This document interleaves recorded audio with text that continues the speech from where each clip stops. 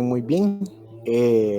Estoy teniendo problemas de internet, entonces allá, no sé por dónde están ustedes, pero aquí donde estoy yo hay mucho aire, entonces eso está haciendo directamente que no pueda tener alguna conexión un tanto estable, pero de todos modos vamos a estar aquí haciendo y compartiendo las mismas circunstancias. Entonces, por favor, tengan ese acercamiento, ¿sí? Circunstancia primaria también, clases, perdón, clases, todo lo que es las notas ya están. Yo creo que el sistema permite un refresh o el sistema por parte de la Facu tiene algún tipo de refresh cada 24, cada 48. Sí, entonces dale un chancecito de tiempo para que lo que sale ya publicado y directamente agregado. Entonces solamente para que lo tengan presente y en cuenta, ¿sí?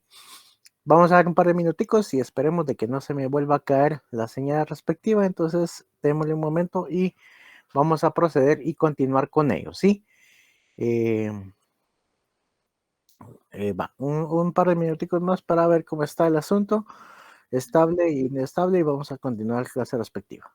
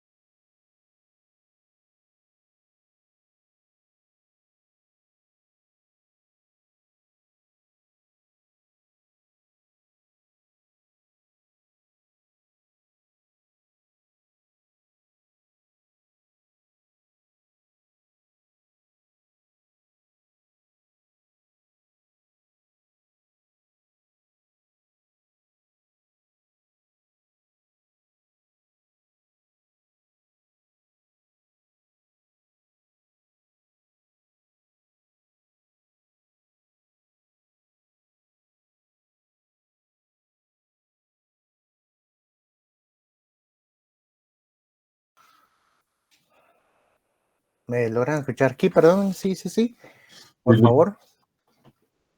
Chile. Muchas gracias. Sí, como les digo, sí, disculpe el inconveniente, pero sí está, aquí en esta parte aquí de la ciudad sí está bastante duro el aire. No sé dónde están ustedes, pero sí está bastante duro.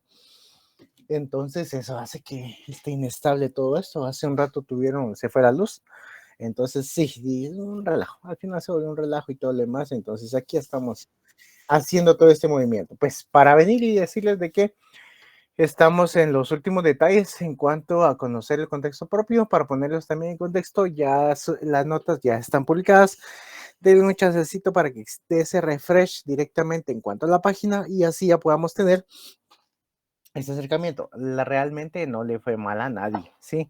Obviamente cada quien sabe su nota, pues, pero eh, no está, no está así tan perdido como en otros años, que sí realmente he tenido notas que sí son bastante fuertes, ¿verdad? Pero no, son un grupo que entendió bien, que sabe muy bien cómo está la relación en la situación. Entonces, sí, ahí sí que obviamente nadie va a llegar a zona mínima primero porque el punteo no lo permite en el primer parcial, pero están muy prontos varios en tener un esfuerzo mínimo, pero eso no significa que se van a quedar ahí, ¿verdad? Para venir y solventar lo que es el segundo parcial. Entonces, solamente instarlos a que continúen y que sigamos con la temática propia en cuanto a los últimos detallitos en cuanto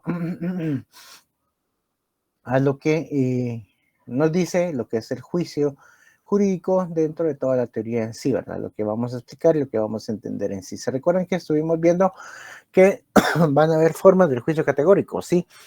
Y están 4 formas del juicio categórico. Les había dicho, vamos a mezclar directamente o cómo se interrelacionan precisamente según su cantidad y su calidad. Entonces vamos a tener universal afirmativo, universal negativo, particular afirmativo y particular negativo.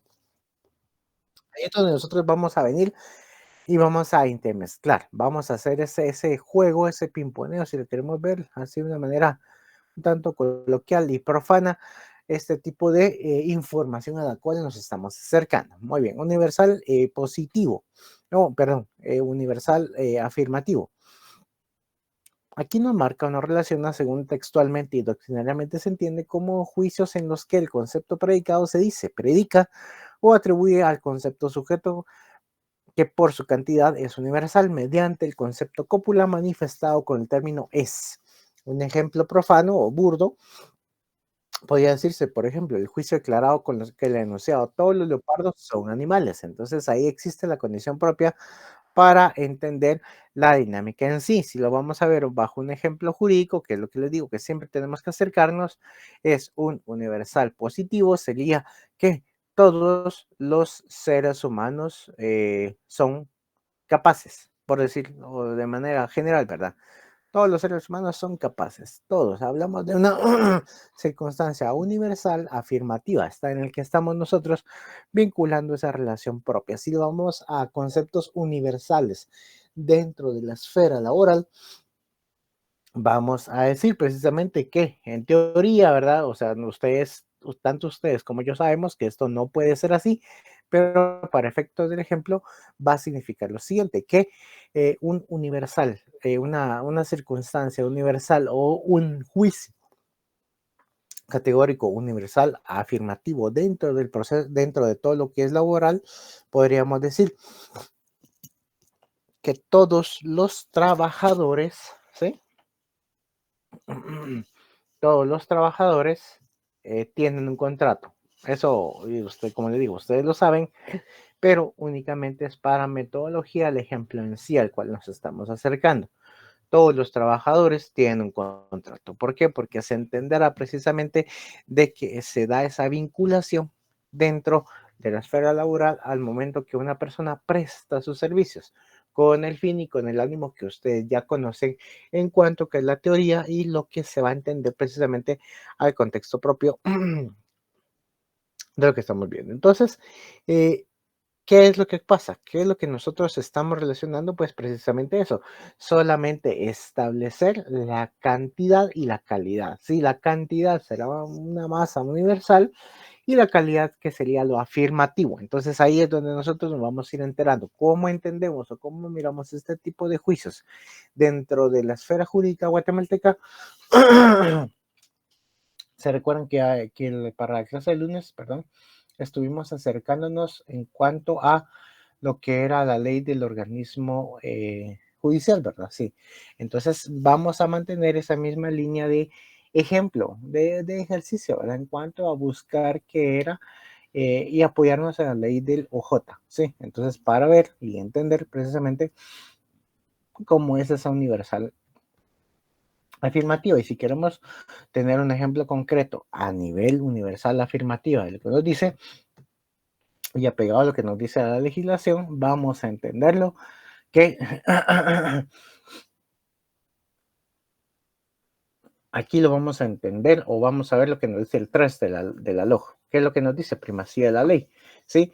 Contra la observancia de la ley no se puede alegar o no puede alegarse ignorancia de uso, costumbre o práctica en contrario. ¿Por qué? Porque nosotros vamos a entender esto como algo categórico, sí, algo que nace directamente de la norma y algo que nos está directamente vinculando a una acción de mantener ese tipo de jerarquía o conocimiento, saber, perdón, lo que ustedes saben de manera general, que es el hecho de entender que ninguna normativa estará ajena a la Constitución y que nadie que esté habitando en Guatemala puede venir y decir, mire, no conocía esta legislación o no me basaba en esto. Entonces, a eso, ese es el ejercicio que nosotros vamos a hacer en cuanto a entender lo que es el universal afirmativo. Sí, aquí casa directamente ese tipo de información. ¿Por qué? Porque nos establece datos generales. Estamos hablando definitivamente sobre una situación a través de la cual, si lo queremos ver bajo esta óptica, nadie puede alegar desuso de la legislación, nada puede alegar ignorancia normativa, porque todos los guatemaltecos, en teoría, conocemos la legislación, conocemos la ley. Entonces, por ello es de que nosotros no podemos venir y entablar algún tipo de circunstancia o alejarnos de lo que nosotros queremos observar, aduciendo que no conocíamos la legislación. Entonces, este precepto mismo encuadra, artículo 3 de la LOG, dentro de lo que un ejemplo válido a lo que queremos hablar como un universal afirmativo, ¿sí? Muy bien, ahora vamos con el universal negativo, ¿no? Parte contraria, ¿verdad? Son los juicios en los que el concepto predicado, ¿sí? Se niega o no se predica del concepto sujeto, que por su cantidad es universal, a través del concepto cópula expresaba las palabras no es, o mediante un concepto que antecede al concepto sujeto manifestaba el término de ningún, ¿sí? Que gramaticalmente es un adjetivo cuantitativo. Entonces vamos a entender un elemento en cuanto al universal negativo bajo esta misma dinámica. Nosotros observamos en algún tipo de norma que nos llegue a la mano y encontramos una circunstancia contraria a la acción, o sea, es limitar este tipo de acercamiento, limitar el conocimiento, tener este mismo de elemento en cuanto a ver que es una limitante al accionar, pero es una limitante de manera universal. Y vamos a tomar lo que dice, aquí me voy a alejar un poco de lo que es la LOG, que es, y vamos a hablar sobre lo que ustedes conocen por la analogía. Analogía en el código, pero ellos, lo que nos dice la analogía directamente en lo que nos establece el Código Penal, que no se da esta circunstancia, dentro de lo que no se puede venir, perdón, bajo ninguna circunstancia se podrá llevar a cabo un proceso penal porque se crean delitos de manera análoga o porque existen unas circunstancias similares o parecidas de la existencia de un tipo de delicto, ¿no? Entonces aquí vamos a lo que nos alejamos de que nos dice la LOG y nos quedamos en lo que nos dice el Código Procesal, perdón, el Código Penal en sí, en cuanto a la prohibición misma de la analogía en sí. ¿Por qué? Porque aquí vamos a hablar cada parte de lo que nos dijo Loja anteriormente, que no podíamos alegar algún tipo de ignorancia de la ley, no podíamos utilizar el desuso y todo lo demás. Entonces aquí de manera enterada, nosotros vamos a establecer la existencia de que no se puede crear y no se puede llevar a cabo todo este proceso de entender o analizar. Ay, perdón. Ay, para ajuste cuentas, como que también me quiera gripe otra vez, entonces complicado el asunto. Muy bien, entonces, ¿qué es lo que pasa? ¿Qué es lo que nos estaba diciendo? Lo que nos estaba señalando propiamente es que no podemos tomar o no se pueden llevar a cabo tipo de acciones penales con delitos, con la creación de delitos análogos. Entonces aquí tenemos los dos extremos. Por un lado, que nos dice que no podemos alegar ignorancia de la legislación derivada de la primacía de la misma, de la ley, y por el otro lado, la universal negativa, que nos dice que no podrían crearse delitos o no se podrá juzgar o llevar a cabo algún tipo de encuadramiento de figuras delictivas según lo que nos establece el código en cuanto a la prohibición de la prohibición de la analogía, o sea que no se puede dar esta circunstancia, ese match entre tratar de crear o tratar de juzgar a una persona mediante algún tipo de delito parecido al que no está directamente relacionado.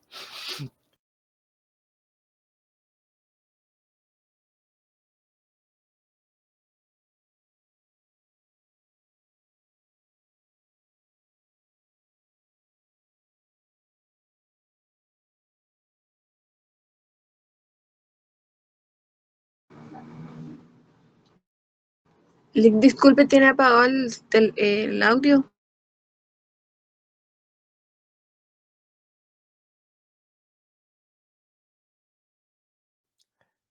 Sí, perdonen, sí, quité un poquito el audio, solo estaba estornudando, entonces lo siento.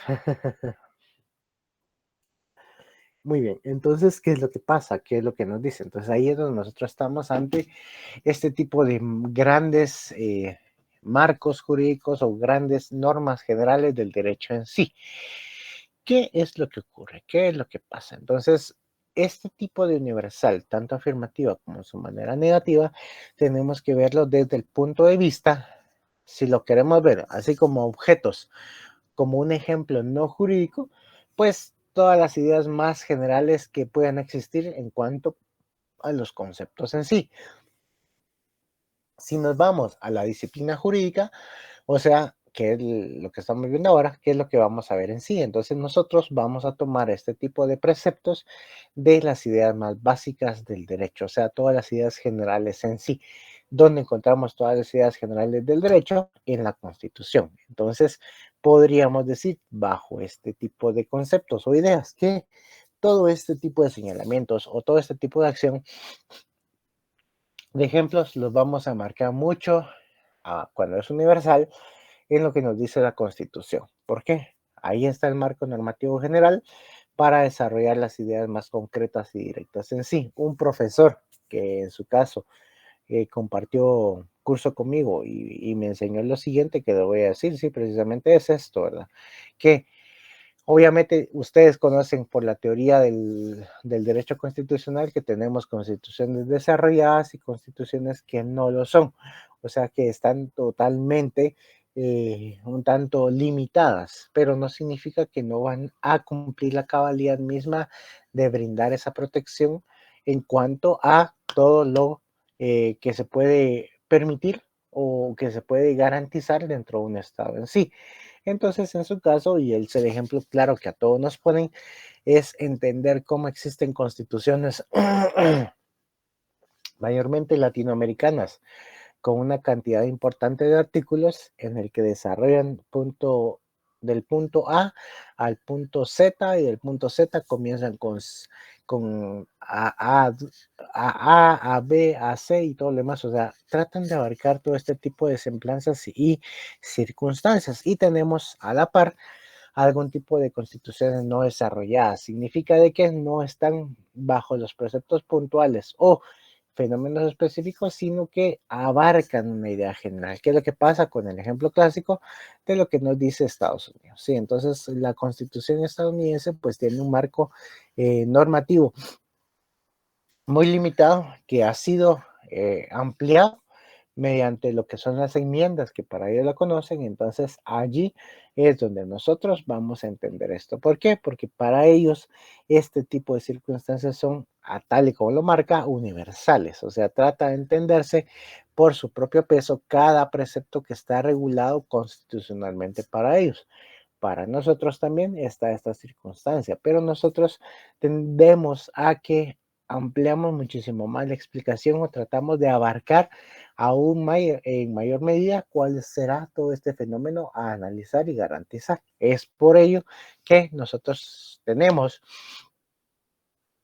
la parte, lo que se decía, la parte dogmática y la parte pragmática en cuanto a la Constitución misma, para que nosotros podamos ver todo este tipo de fenómenos que ocurren, desde cuáles son los deberes del Estado, pasando por una conformación de los poderes estatales con la conformación misma de cada poder en sí, cuáles son las funciones de los presidentes, si lo queremos establecer así, en cada momento, en cada espacio de lo que nos lleva el Estado, la conformación de los tres poderes del Estado, eso lo hace desarrollar. Y cuando nosotros nos metemos a analizar directamente este tipo de circunstancias, podemos observar las que son de manera universal, ¿sí?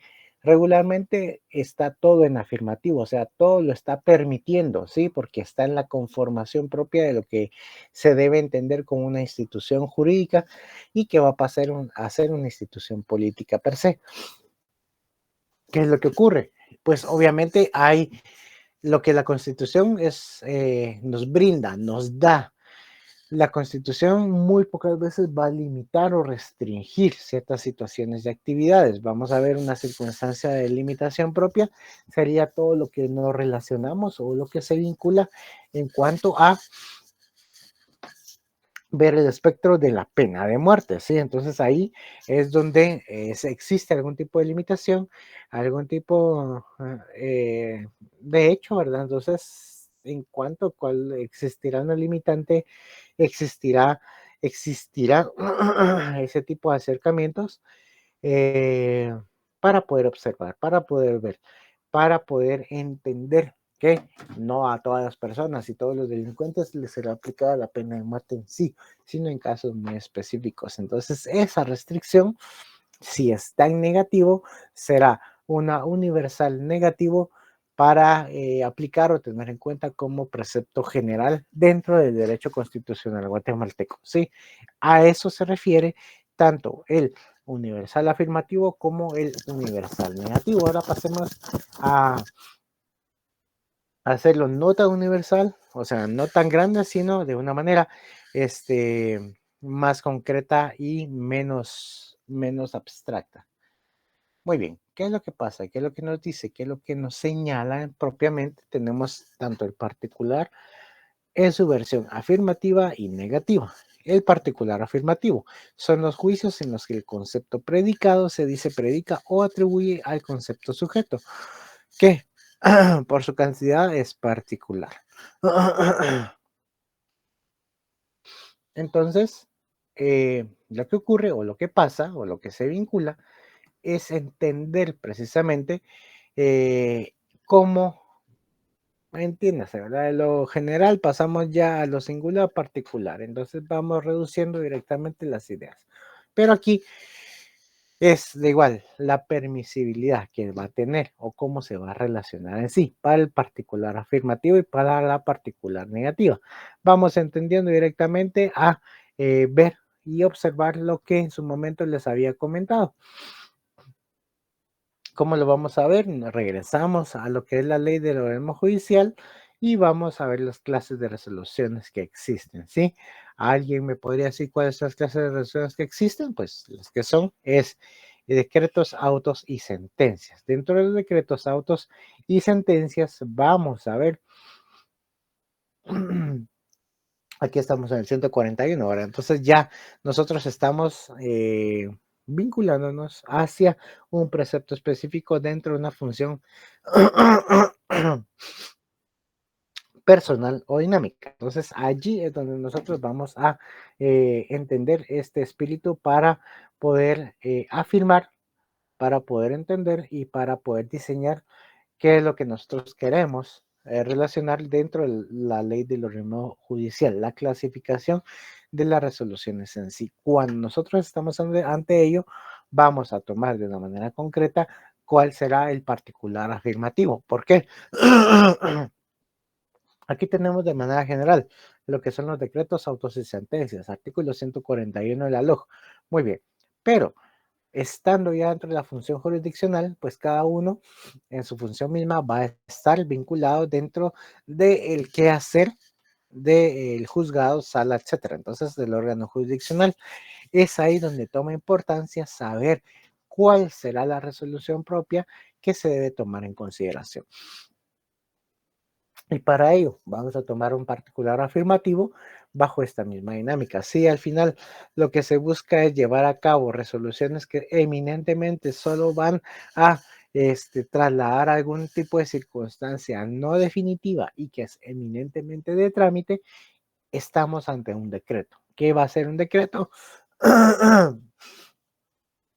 Pues que se van a recibir los antecedentes, pues que en este caso también se hace el conocimiento que se trasladará, por darles un ejemplo, ¿verdad? Que vamos a trasladar el caso al juzgado X o a la sala X por motivo de vacaciones. Entonces se hace el conocimiento propio de este tipo de elementos. Son acciones o son determinaciones, son delimitaciones eminentemente de trámite. Entonces allí es donde vamos a encontrar un particular afirmativo, porque si ustedes están dentro de la función jurisdiccional y les dicen acérquese, realice esta circunstancia de trámite, ustedes inmediatamente van a pensar en algo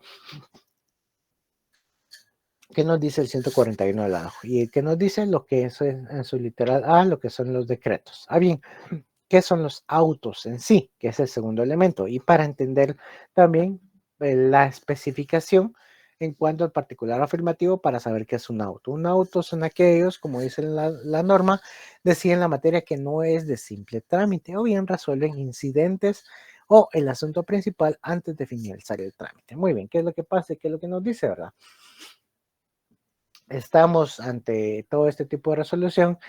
Si estamos en un juzgado, pues se entenderá que es la firma del juez con el secretario. Si estamos en una sala, significa que el tribunal, precisamente que en este caso está conformado por 3 integrantes, y el secretario emitirá algún tipo de resolución. Este tipo de resolución, que lo que pasa, tienen una vinculación propia, que en su momento, tanto Tatis aquí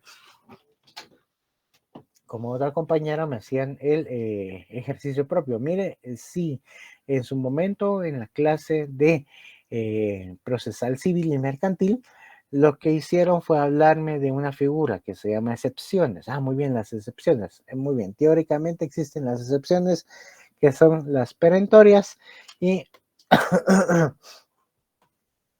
¿en qué momento se interponen este tipo de excepciones? ¿Cómo se resuelven directamente este tipo de excepciones? Y también la legislación, la LOJ, nos establece y nos señala lo que son los incidentes. Sí, aquí estamos dentro del área incidental y si vamos a hablar de que vamos a emitir un auto en sí, nosotros tenemos a bien entender, diseñar qué es la que vamos a entenderse, ¿verdad? Que es toda cuestión accesoria que se promueva en ocasión de un proceso. Donde encontramos esta definición de incidentes en el artículo 135 de la LOJ, ¿sí? Entonces aquí tenemos 2 eminentemente tipos de incidentes que se conocen a nivel general, ¿verdad? El incidente de hecho y el incidente de derecho, ¿sí? El hecho se prueba, el derecho no se prueba. Esas como que son las máximas que le dicen a uno cuando uno está en la carrera y están directamente bombardeando con todo este tipo de información propia. Pero ¿qué es lo que pasa? ¿Qué es lo que señala, nos dice, nos relaciona? Pues, ¿cómo lo encuadramos en un particular afirmativo? Si nosotros en nuestra labor de secretarios y ya posteriormente de jueces y magistrados vamos a resolver sobre un incidente, eso lo vamos a hacer a través de un auto. Entonces nosotros estamos particularizando directamente esta acción misma, porque no vamos a entrar a conocer el contexto propio ya y tomar la decisión final en cuanto a lo que nosotros queremos conocer. Dígase, vamos a dictar sentencia, no, sino vamos a resolver sobre algún tipo de relación que fue interpuesta dentro del juicio que se está llevando a cabo. En este caso, los incidentes, y como será un incidente que se va a probar, pues es un incidente de hecho, ¿sí? ¿Y cuáles pueden ser los incidentes de hecho? En este caso son las benditas excepciones que están en el artículo 116 del Procesal Civil y Mercantil. Al momento de interponer esto de manera concreta, existen momentos para resolverlos de manera paralela al expediente principal, o también se pueden resolver dentro de la misma sentencia al momento que se emita esta. Entonces, allí es como nosotros vamos a vincular y vamos a relacionar lo que es y lo que nos menciona como un particular afirmativo, ¿sí? ¿Por qué? Si nosotros vamos a resolver algo incidental, nos vamos a ver en la necesidad de llevarlo a cabo a través de los autos en sí. Ahora bien, ¿qué son las sentencias? Las sentencias son las que deciden el asunto principal. Después de abocado los trámites en cuanto al proceso que se va a aplicar en sí. La sentencia es esto que va a decir con lugar o sin lugar en la demanda, ¿sí? También es que va a decir con lugar o sin lugar el recurso de apelación que se está planteando, o con lugar o sin lugar, en este caso, que se casa o se revoca directamente, o se declara sin lugar la casación que está planteando. Entonces, se desestima o se casa. Entonces, esta decisión última, la última ratio, como se conoce en todo el sistema procesal, la última decisión es la que se va a emitir. Entonces, aquí estamos ante particulares afirmativos, tanto el auto, tanto el decreto, tanto el auto como la sentencia. ¿Por qué? Porque son acciones que nos permiten resolver un asunto, que nos dan esta acción misma para resolver algo dentro del proceso de conocimiento. Pero no nos quedemos eminentemente en lo procesal, tal y como les estaba diciendo, sino también ahondemos o ejemplifiquémoslos de una manera no procesal, o sea, más sustantiva. No al objetivo que le estaba diciendo, sino más a lo sustantivo. ¿Y cómo vamos a ver este particular afirmativo? Entendiéndose cuándo es, cómo se deriva este ejemplo propio. Y por eso me voy a mover hacia la estructura laboral, ¿sí? ¿Qué nos dice el artículo mismo en cuanto a el artículo 102 constitucional? Constitución Política de la República de Guatemala, artículo 102. ¿Qué es lo que nos señala? ¿Qué nos establece? Todo lo que perdón, nos vincula al derecho de trabajo, ¿sí? Y aquí vamos a tomar un particular afirmativo, ¿sí? Vamos a establecer que todo, el precepto B, ¿verdad? La literal B, todo trabajo será equitativamente remunerado, salvo lo que al respecto determine la legislación. Particularidad afirmativo. A manera general, podemos tomarlo como un universal afirmativo. Todo trabajo será equitativamente remunerado. Y nos vamos al particular afirmativo, ¿sí? Salvo lo que al respecto determine la ley. ¿Dónde determina la legislación propia? Ustedes saben, ustedes entienden de que existe algún tipo de salario diferenciado, así se le llama en teoría. La teoría es de que puede venir y establecerse un marco directo para poder cancelar todo este tipo de trabajos respecto al lugar en cómo se desarrolle o las condiciones propias o el fenómeno o la naturaleza del trabajo en sí. En su momento, actualmente está diseñado en la perspectiva propia de lo que es el salario mínimo, ¿sí? Ustedes saben de que tenemos el salario agrícola, salario no agrícola y el salario de maquilas, ¿sí? Así es como se le conoce comúnmente, ¿sí? Este tipo de preceptos, aquí es donde se rompe, aquí se da la particularidad positiva, ¿sí? Es en donde nosotros vamos a entender si el precepto general dice que todo trabajo será equitativamente remunerado, o sea, será pagado. Y con lo que nos dice, salvo lo que respecta a determinar la ley es porque ya singularizamos, ya estamos directamente hablando de temas muy específicos. Entonces, en la teoría y no más bien en la práctica se da este tipo de conversión en cuanto a conocer o retribuir directamente lo que se está haciendo a la maquila, al agrícola y al no agrícola. Entonces aquí tenemos esta división del trabajo mismo en el cual podemos entender y verlo. Es por ello de que muchas veces y es muy constante que llegue este tipo de reclamación propia. Bueno, se vio tal vez hace unos 3 años. Hace unos 3 años el argumento era de muchas personas, hay cerca de los juzgados laborales, hay un call center, ¿sí? Y este call center, pues obviamente siempre ha tenido algún tipo de conflicto propio. ¿Por qué? Porque sí ha sido denunciado legalmente, ha tenido una serie de conflictos que no han podido solventar ni llevar a feliz término. ¿Qué es lo que pasa? Vinieron y señalaron que habían sido despedidos directa e injustificadamente, entonces por lo tanto pedían no solamente, unos pedían la reinstalación y otros pedían el pago de sus prestaciones. Se les hizo el cálculo y en su momento la Inspección General del Trabajo les dijo, sí, miren, ustedes su cálculo es en base al salario de maquila. Obviamente los trabajadores de ese call center pues estuvieron totalmente inconformes en el que se les denominara o se les tuviera esa circunstancia y similitud a un trabajo de maquila. Se llevó a cabo todo un procedimiento posterior y alterno, o sea, a la par, de que por qué a estos trabajadores eran denominados como maquila y se entendió de que la figura jurídica con la que estaba creada esta sociedad anónima fue bajo la estructura y la legislación de lo que es una maquila, entendiéndose de esta manera que cada 10 años tienen, o sea, una maquila en este caso puede operar, tiene una excepción fiscal y puede operar libre de impuestos, así a manera general, digámoslo, por un lapso de 10 años. Posteriormente a los 10 años ya tiene que empezar a tributar de una manera muy constante a lo que es el fisco. ¿Qué es lo que pasó? Esta empresa había cumplido con ese límite de 10 años, entonces por lo tanto había venido y tratado de modificar directamente este vínculo que tenía no solamente a nivel jurídico, sino con sus trabajadores. Es por eso que se dio ese despido de manera general para todos los que estaban ahí. Pero, ¿qué fue lo que ocurrió? Y aquí es donde vamos a entender directamente la vinculación del particular afirmativo.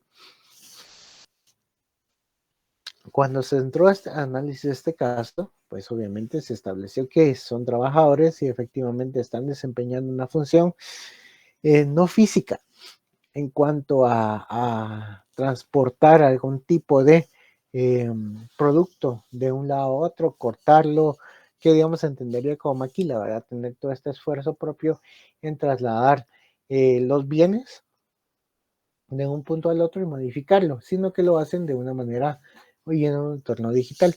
Allí es la primera diferenciación propia de cómo se entiende este tipo de funcionamiento a el amparo de la maquila en sí.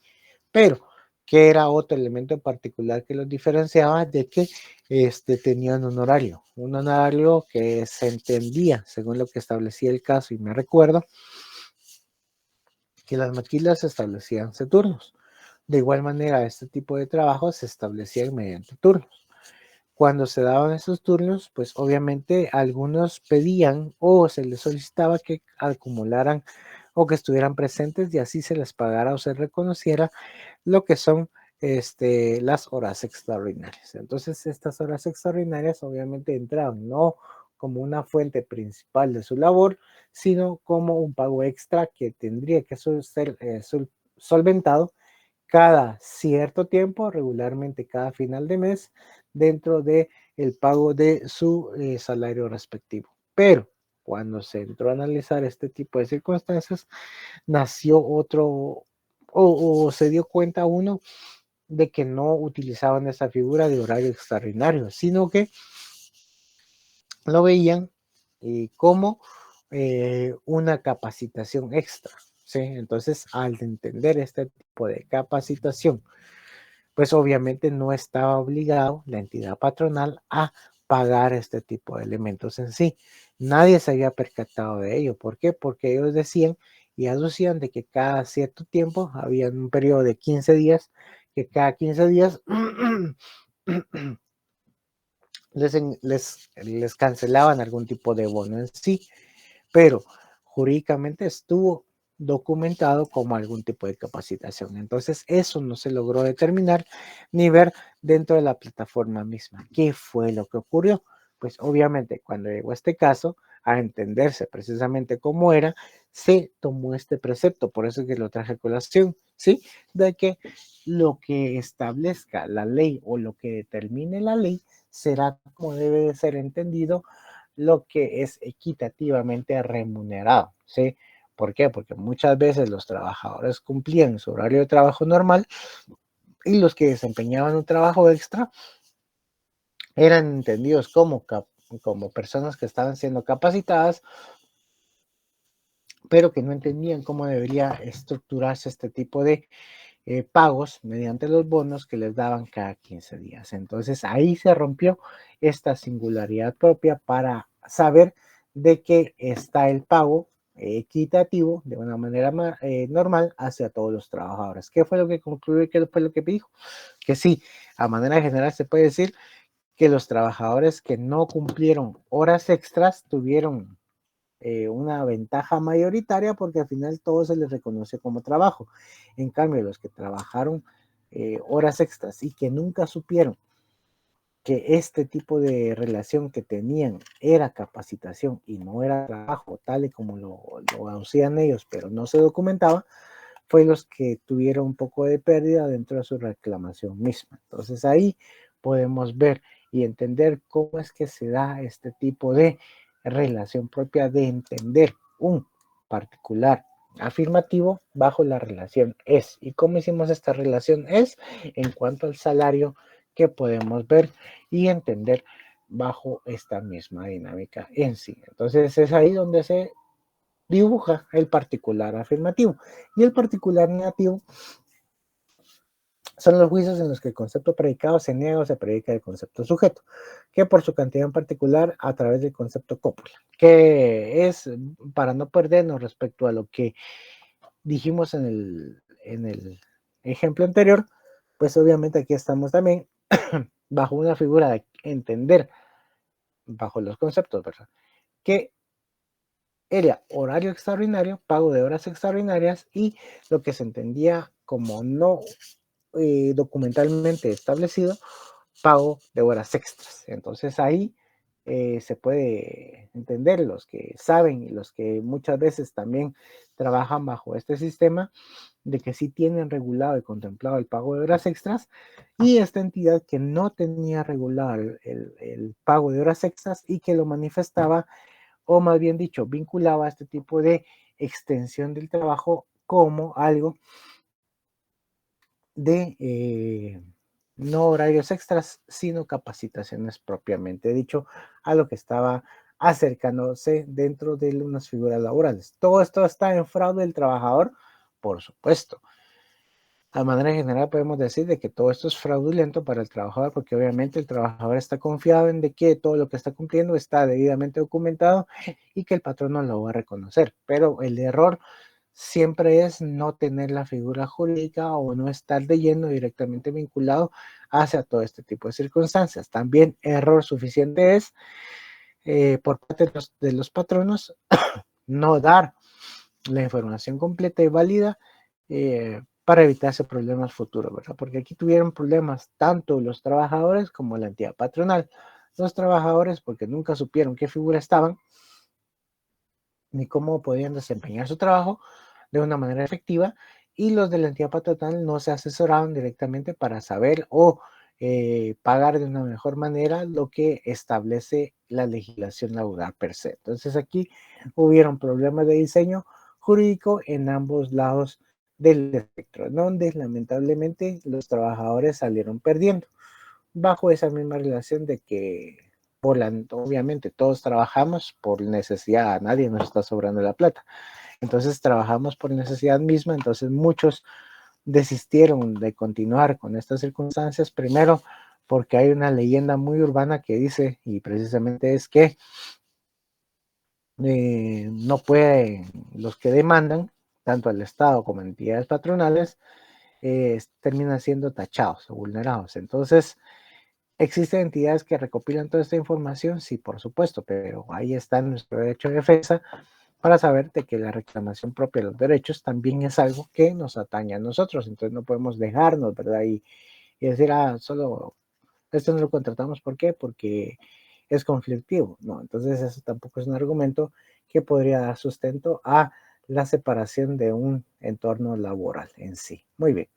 Los juicios indicativos a que se identifica con vocales, esto lo vamos a ver un poco más a profundidad, lo que nos dice en este párrafo que estamos viendo, ¿sí? Los juicios indicativos que se refieren con vocales es el juicio universal afirmativo y es el juicio particular afirmativo, con las letras A y 1, respectivamente. El juicio universal negativo y el particular negativo, las expresiones E, O. Esto lo vamos a ver en este cuadrito que tenemos aquí, ¿sí? Pero para llegar a este cuadrito que les acabo de poner, todavía tenemos un par de láminas que entendernos. Muy bien. Oposición entre juicios, ¿sí? Teóricamente, ¿qué es lo que nos decía? Si una cosa, Aristóteles en su pensamiento nos relacionaba, si de una cosa universal se enuncia de una manera universal que eso no es, las enunciaciones serán contrarias. Por ejemplo, todo hombre es blanco, ningún hombre es blanco. Entonces vamos a ver estas circunstancias tanto en su lado positivo como en su negativo. No es posible que estas dos enunciaciones sean ambas verdaderas. Se recuerdan que hay un principio respecto a ello al mismo tiempo. Y lo mismo sucede respecto a las contradictorias, ¿sí? Individuales. Sócrates es blanco, Sócrates no es blanco. De esta proposición, todo hombre es blanco, es la proposición opuesta. Algún hombre no es blanco. Y de esta algún hombre blanco, la proposición opuesta es ningún hombre es blanco. Y por último de estas, el hombre es blanco, la proposición opuesta es el hombre no es blanco. Entonces, aquí entramos ya a diseñar mentalmente cómo está este tipo de vinculación hacia lo que nosotros nos queremos acercar. Y esto es para empezar a construir lo que vamos a ver la siguiente parte y la parte final del curso, ¿sí? Todas las estructuras del silogismo en sí. Entonces ahí es donde nosotros nos vamos a ir acercando hacia esta oposición entre juicios y a la creación propia de lo que son las premisas que nos van a llevar hacia conclusiones, ya sea válidas o verdaderas, positivas o negativas, tal y como se dice, ¿verdad? Del expresado por Aristóteles anteriormente se entiende como la oposición de juicios universales en el que uno afirma lo que el otro niega se llama contraria, ¿sí? La oposición de juicios individuales singulares en el que uno se afirma lo que el otro niega se llama contradictoria individual, ¿sí? Y existe también la oposición entre los juicios que difieren por su cantidad y cualidad, siendo uno afirmativo y el otro negativo, respecto a la misma cosa. Esto se infiere de este pensamiento y será que es la oposición de juicio señalado como lo que se denomina contradictorias en sí. Una razón lógica es que el concepto sujeto del juicio individual singular está comprendido en la extensión del concepto sujeto del juicio universal. Ahorita vamos a traducir todo esto que nos está diciendo y cómo lo vamos a ir entendiendo de una manera más fácil, ¿sí? Los juicios opuestos pueden ser, y aquí es donde necesito su atención respecto a lo que estamos ya por concluir, ¿sí? Los juicios opuestos pueden ser. Son 4 variables: contradictorios, contrarios, subcontrarios y subalternos, ¿sí? Repito nuevamente: contradictorios, contrarios, subcontrarios, subalternos. ¿Cuáles son o cómo se debe entender los juicios contradictorios? Son los juicios que se ponen tanto en cantidad como en cualidad. El juicio universal afirmativo con el juicio particular negativo. y el juicio universal negativo con el juicio particular afirmativo, contradictorios, ¿sí? Son juicios que se oponen tanto en la cantidad como en la cualidad.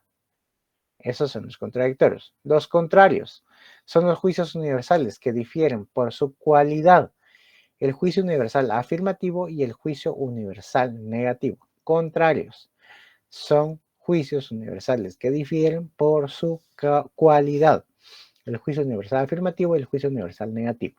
Subcontrarios son los juicios particulares que se oponen por la cualidad. El juicio particular afirmativo y el juicio particular negativo. Subcontrarios son juicios particulares que se oponen por la cualidad, el juicio particular afirmativo y el juicio particular negativo. Y los subalternos son los juicios que, teniendo la misma cualidad, ambos afirmativos o negativos, difieren por la cantidad. Uno es universal y el otro es particular. El juicio universal afirmativo y el juicio particular afirmativo. Y entre el juicio universal negativo y el juicio particular negativo. La oposición entre los juicios se ha representado mediante el siguiente cuadro, cuya autoría se atribuye a un autor que es de apellido Boecio, que fue un matemático romano. Y se entiende bajo esta misma figurita, la que tienen aquí en pantalla. Todo lo que les dije se te va a traducir hacia este tipo de pensamiento y este tipo de entrecruzamiento, ¿sí? Aquí vamos a tener las gráficas, ¿sí? Contrario, subcontrario, subalterno y subalterno, contradictorias. Ahí es donde nosotros vamos creando este tipo de singularidades cuando vamos apreciando un fenómeno y vamos analizando desde sus perspectivas propias, ¿sí? Un ejemplo que nos va a dar directamente si queremos ver a una circunstancia contraria sería todo hombre es bueno, ningún hombre es bueno, ¿sí? Estamos ante circunstancias contrarias. Elementos contradictorios sería todo hombre es bueno, algún hombre no es bueno, ¿sí? Estas son circunstancias contradictorias, ¿sí? Una circunstancia subalterna. Todo hombre es bueno, algún hombre es bueno, ¿sí? Circunstancias subalternas. Y una circunstancia subcontraria sería algún hombre es bueno, algún hombre no es bueno, ¿sí? Aquí son bastantes estiramientos en cuanto a analizar algún tipo de fenómeno, traerlo directamente a la realidad para construir dinámicamente qué es lo que nosotros queremos analizar el fenómeno al cual está siendo sujeto de análisis en sí, para entenderlo de una mejor manera, para graficarlo de esta manera más concreta, será alejado desde la perspectiva general del derecho, o sea, constitucional. También nos vamos a alejar directamente de lo que es y lo que se vincula a la ley del organismo legislativo, judicial. Y vamos a entrar o vamos a viajar en este caso y nos vamos a ir a lo que es el Código Procesal Civil y Mercantil.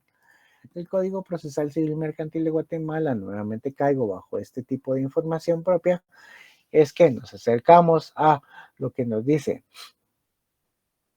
el artículo 620 podría decirse de lo que nos establece el mismo código, 621 y 622, para ejemplificar de esta manera.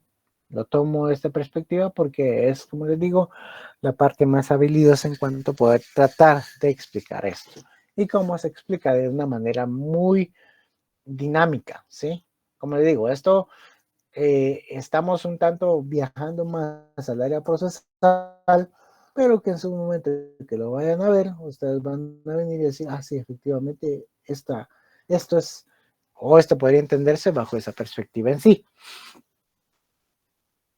621 del procesal civil y mercantil.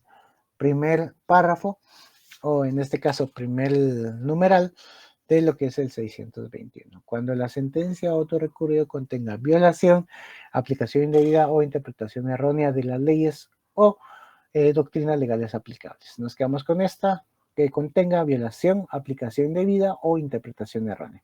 Muy bien. Aquí vamos a hacer este ejercicio a través del cual está llamado este cuadrito al cual nos estamos refiriendo, ¿sí? Pero como digo, es de entender un tanto más la dinámica más fuerte de lo que se relaciona con el derecho en sí. Una circunstancia contradictoria. Aquí nos dice todo hombre es bueno, algún hombre no es bueno. Como lo aplicamos al 621 del procesal civil mercantil, que nos dice o que nos señala, que les hacía referencia a que cuando la sentencia o otro recurso contenga violación, aplicación indebida o interpretación errónea. Cuando viajamos a este artículo nos establece tres preceptos: violación de ley, aplicación indebida o interpretación errónea. La violación de ley puede ser por violación de ley por inaplicación, o sea que se dejó de aplicar la normativa que estamos utilizando. Una circunstancia contradictoria de general a particular va a ser de esta misma manera. Cuando estamos hablando de un ejemplo contradictorio. ¿Qué es lo que pasa? La sala dejó de aplicar una norma de manera general, ¿sí? Dejó de observar precisamente esto. Pero cuando mi tesis la hago, la sentencia de la sala será un todo. Mi argumento en mi memorial será algo eminente particular porque me estoy enfocando en un problema en la sentencia. Pero la sala aquí en este momento dejó de aplicar una normativa, o sea, viene y dijo, mire, voy a aplicar los artículos tal. Ejemplo, voy a aplicar los artículos 1, 2 y 3 de la Constitución. Muy bien, aquí nos dice 1, 2 y 3 de la Constitución. Aquí está inmerso, está escrito y se desarrolla este tipo de artículos aquí en esta sentencia. Y cuando mi argumento está diciéndose que la sala dejó de aplicar, o sea, inaplicó el artículo 3 de la Constitución, aquí hay una circunstancia contradictoria. ¿Por qué? Porque estoy viendo y estoy observando que la sala, al momento que dictar la sentencia, sí utilizó el artículo 3. Y yo estoy alegando que la sala no lo aplicó. Entonces, aquí hay algo contradictorio. ¿Por qué? Porque me está diciendo, mire, o sea, usted está leyendo que en la sentencia sí dice artículo 3 y usted a su vez me está alegando que la sala no lo aplicó. Entonces aquí su tesis está mala porque se va a entender que la sala sí lo aplicó. Por lo tanto, su tesis es cerrada y vamos a despachar lo que se debería entender en cuanto a esto. Esto es un ejemplo contradictorio en sí, ¿sí? Estoy alegando algo que está presente en la sentencia, ¿sí? Ahora vamos a un ejemplo de lo que es contrario, ¿sí? Contrario. Contrario siempre utilizando el precepto del 621 del procesal civil mercantil, ¿sí? En este caso nos dice el ejemplo profano, todo hombre es bueno. El ejemplo contrario sería ningún hombre es bueno. Ahora traduzcámoslo a lo que es lo jurídico. Vamos a igual tomar el 621 constitucional, perdón, el 621 del procesal civil mercantil, de igual manera el numeral 1, ¿sí? En su perspectiva de que la sentencia autorrecurrido contenga violación, aplicación indebida o interpretación errónea de la ley. Sí. ¿Cómo lo aplicamos bajo la misma idea contraria?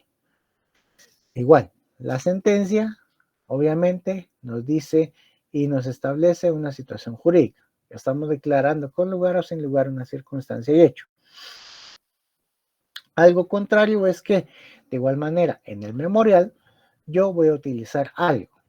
Voy a hacer mi argumento respecto a que se dio una interpretación errónea, ¿sí? Eso es lo que voy a decir, de que la sala utilizó el artículo 4 de la Constitución, por darles ejemplos, ¿verdad? Artículo 4 de la Constitución. Muy bien. Yo, en mi argumento, en mi argumento que estoy planteando como tesis de casación, estoy diciendo, mire, señor casación, le voy a indicar, le voy a señalar que la sala interpretó erróneamente el artículo en sí.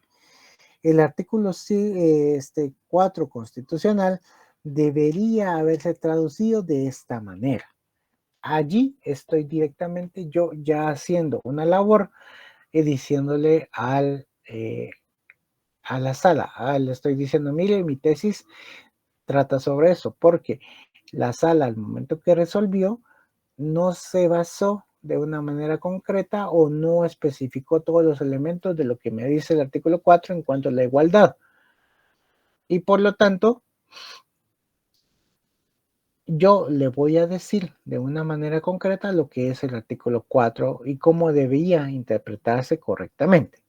Muy bien, eso es lo que está. Pero cuando va desarrollando su parte de tesis, va llevando ideas de no solamente lo que es el artículo 4 constitucional, sino también va agarrando lo que son los deberes del Estado, que es el 2 constitucional, va tomando lo que es el derecho de defensa de la Constitución y va hablando y desembocando o termina hablando concretamente sobre cómo debería entenderse todo el plano de igualdad en el artículo 44 y 46 de la Constitución. Se alejó totalmente de lo que quería especificarse. Así que por hablar de más, lo que hizo fue empezar a redundar las ideas y caer en un punto en donde no tuvo que haber llegado ni haber entendido qué es lo que la fuerza a la cual tenía que acercarse. Por lo tanto, esta es una idea contraria, ¿sí? Porque lo que es lo general, que se entiende que es la sentencia, y señalar que se está interpretando erróneamente un artículo en específico, cuando hizo su tesis, no solamente abarcó el artículo 4, sino sumó más artículos para ampliar su argumento y se perdió en el mismo. Allí es donde se relaciona esta idea de contraria. ¿Por qué? Porque como se estaba diseñado o como jurídicamente estaba diseñado el concepto de interpretación errónea, se alejó de la idea, lo que terminó siendo no una idea complementaria, sino más bien contraria, porque dentro de su argumento empezó a llevar a cabo mucha información que no se vinculaba con el caso específico en sí. Entonces es ahí donde se da y se construye la idea de lo que se asemeja de una manera contraria. Ahora pasamos a ver una idea subalterna y después nos vamos a quedar con la subcontraria. Subalterna, todo hombre es bueno, algún hombre es bueno. Esta es de la universal positiva a la particular positiva. Vamos a tomarlo y vamos a aterrizarlo en lo que nos dice el artículo 622 del procesal civil y mercantil. Aquí lo vamos a tomar en cuanto a el numeral 6. Cuando el fallo otorgue más de lo pedido o no contenga declaración sobre alguna de las pretensiones oportunamente deducidas, si hubiera sido negado recurso de ampliación y en general por incongruencia del fallo con las acciones que fueran objeto del proceso. Muy bien, y para explicar este subalterno, voy a irme y voy a tomar a lo que dice cuando no contenga declaración sobre alguna de las pretensiones oportunamente deducidas. Muy bien, tenemos la sentencia que está siendo refutada, que está siendo impugnada, que en este caso sería de esta manera. Y también voy a argumentar de que yo presenté al memorial de mi apelación, en el momento de que presenté mi impugnación, presenté 5 puntos, ¿sí? Estos 5 puntos, pues obviamente le hice un argumento a cada punto que presenté en mi memorial. Cuando lo presenté de esa manera y cuando voy leyendo la sentencia, ¿qué es lo que me resuelve? La sala me resolvió 4 puntos de los 5 que yo planteé. Entonces, yo obviamente voy a ver, ¿sí? En el cual digo, mire, sí, efectivamente la sala lo que hizo fue el análisis de la sentencia y sí me respondió precisamente, pero dejó de resolverme este punto en específico. Ese es el elemento subalterno. ¿Por qué? Porque estoy avalando de una manera positiva lo que resuelve la sala, pero le estoy diciendo, mire, sí, pero mi pretensión era más, o sea, eran sobre 5 puntos y no sobre 4 que me resolvió. Entonces solicito de que se haga este tipo de resolución, que se informe a la sala para que me resuelva el quinto punto pendiente. Entonces es ahí donde se puede entender una circunstancia de subalternancia en cuanto a la normativa que nosotros estamos viendo o a la acción que nosotros queremos acercarnos dentro del fenómeno analizar. Y subcontrario, vamos a ver de particular afirmativo a particular negativo, ¿sí? Algún hombre es bueno, algún hombre no es bueno. ¿Qué es lo que vamos a tomar? Igual, de igual manera nos vamos a ir a 622, numeral 6, en la siguiente parte. Incongruencia del fallo con las acciones que fueron objeto del proceso. ¿Sí? Esa es la última parte del numeral sexto. Incongruencia de las acciones. ¿Qué es lo que pasa? Sabemos efectivamente que la sala en su momento resolvió, sí, pero no lo hizo de manera congruente. Significa que se lo solicitó algo, o sea, de que en su parte, se recuerdan que les había dicho que en su parte considerativa vino encaminándose y haciendo el ejercicio de que se iba a declarar sin lugar la apelación, y se fue así. Tratando de decir de que no había la razón suficiente, que no existía todos los motivos por los cuales acoger la apelación, y sorpresivamente, cuando llegamos a la parte resolutiva del fallo, vemos y establecemos que se declaró con lugar la misma. Entonces existe una incongruencia. ¿Por qué? Porque todo el cuerpo no coincide con el final del mismo. Entonces eso es una circunstancia incongruente. Eso es una circunstancia subcontraria que ocurre dentro del análisis de, si lo queremos ver, de sentencias en sí, para poder establecerlo. Siempre he procurado y tratado de hacerlo o tratado de influir porque exista un curso o algún tipo de elemento ya en los últimos semestres de la carrera que sea para tratar de interpretar las sentencias, no solamente de la CC, sino sentencias ya de casación, sentencias de los entes y los órganos, porque muchas veces los abogados no entendemos, se los digo en su primer momento, no entendemos qué quiso decirnos la sala, el juzgado en su primer momento, y por eso es de que impugnamos por impugnar. Muchas veces obviamente los hacen por el mismo derecho de defensa, ¿verdad? De venir y decir, como fue contrario a mis intereses, voy a impugnar, pero también tenemos que tener conocimiento respecto a ello. Y este tipo de clases o este tipo de ayudas sería muy buena para tratar de entender qué es lo que nos dice la sentencia en sí y cuál sería el método más correcto para poder llegar a cabo este método o este acercamiento a la impugnación que nosotros deseamos plantear. Pues digo, es algo que he procurado totalmente de pensar, hacer y señalar, ¿verdad? Pero sí es complejo llevar a cabo esta feliz información propia. Muy bien. Ideas en sí, al comparar dos juicios opuestos, resulta que no siempre pueden ser ambos verdaderos o falsos, por lo que la solución a tal problema lógico se funda en los principios lógicos supremos de no contradicción y de tercero excluido, así como el siguiente. De la verdad de la universal se deduce la verdad de la particular, pero de la verdad de la particular no se sigue la verdad universal.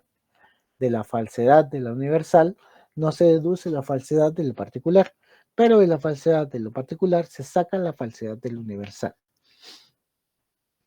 En efecto, con la aplicación de dichos principios se han formulado las siguientes reglas sobre la verdad y falsedad de los juicios opuestos. En el caso de los juicios contradictorios, uno de los dos juicios tiene que ser verdadero y el otro falso, ya que por aplicación del principio lógico supremo de no contradicción, no pueden ser ambos verdaderos ni falsos. En el caso de los juicios contrarios,